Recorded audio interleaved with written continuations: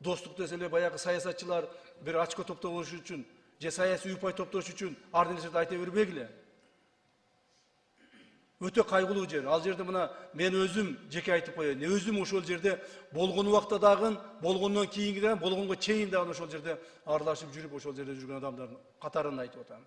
Сырттан туруп алып, достукка бир да жолу барбаган адам катары айтып аткан жерим жок.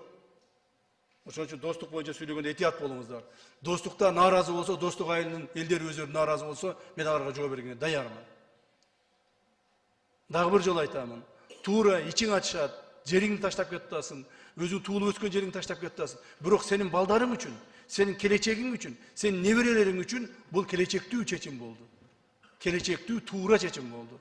Кудай кааласа ошо балдарыбыз, неберелерибиз ошол жерде өтүп кеткен дастанга окшогон кийинки төрөлө турган миңдеген дастан деген кыргыздын балдары үчүн бул келечектүү чечим болду, туугандар.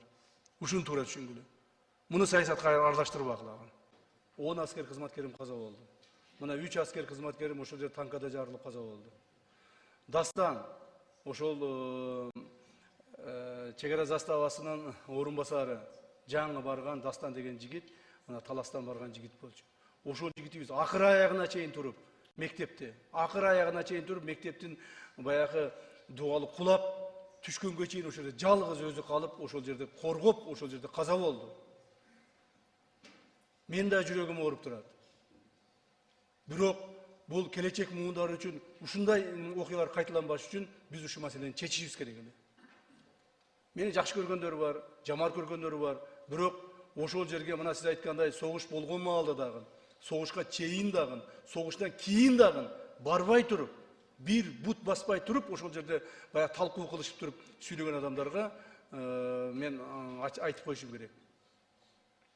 Ошол жерде танка жарылганда Жаныбай уулу Тилек, прапорщик Жаныбай уулу Тилек, прапорщик Анаркулов Санжарбек Нурмаматович, прапорщик Анаркулов Шералы Урайымбекович үчөө ошо танкада жарылып кетишти ошондо.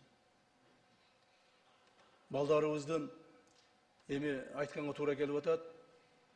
Сөөктөрүн, балдарыбыздын калдыктарын кол менен чогултканга туура келди ошо. Мына ушундай кайгылуу окуялар болгон, достукта урматтуу туугандар.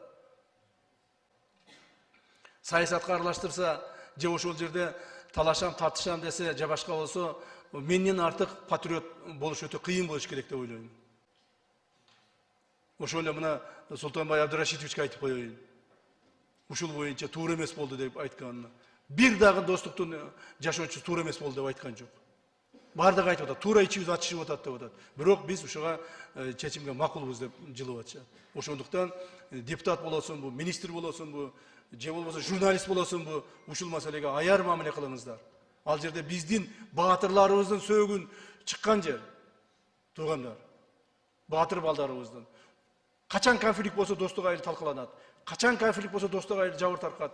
Качан конфликт болсо достук айылда өрттөлөт, адамдар өлөт, солдаттар өлөт. Ушул нерсе мындан ары болбош керек. Ушуну токтотушубуз керек, чекитти коюшубуз керек. Ушул максатты кабыл алынды. Туура түшүнүңүздөр. Рахмат.